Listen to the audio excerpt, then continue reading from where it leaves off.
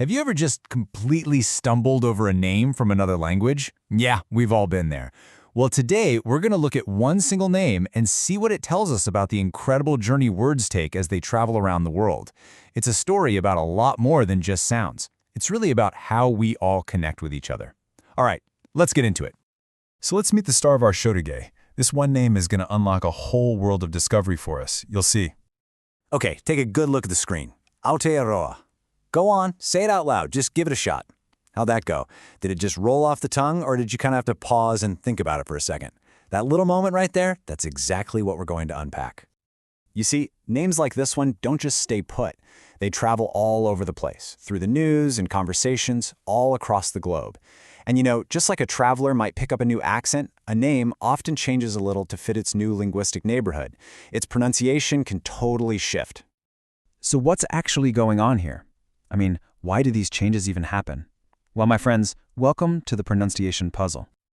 This quote right here just nails it. Think about it like this. Every language has its own unique toolbox, filled with a specific set of sounds.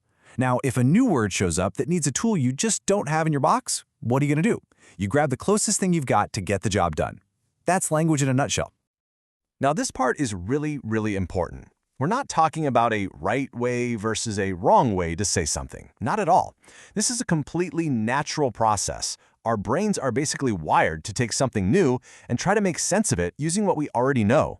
It's all about adaptation. Okay, so let's stop talking in hypotheticals and look at how this plays out in the real world. We're going to look at a pretty common approach for an American English speaker, and this comes straight from the source we're looking at for this explainer.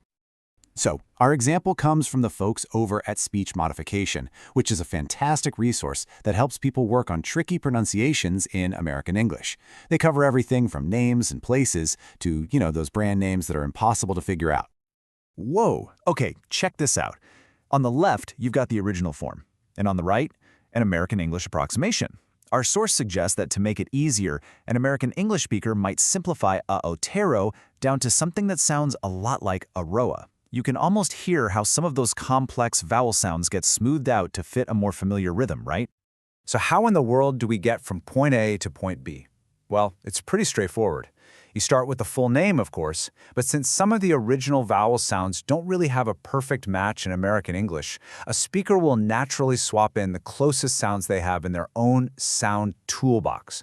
It's this simplification that leads to an approximation like Aroa, which is just way easier to say using American English sounds.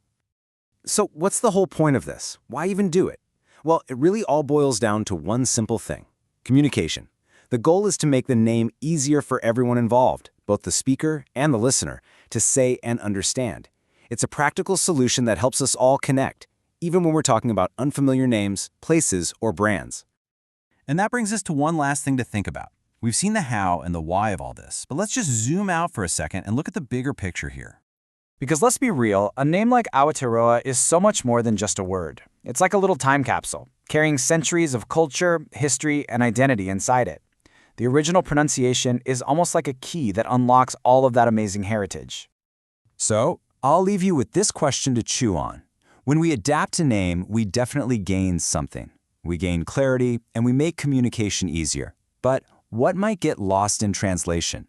What piece of that original culture and history gets left behind in that process?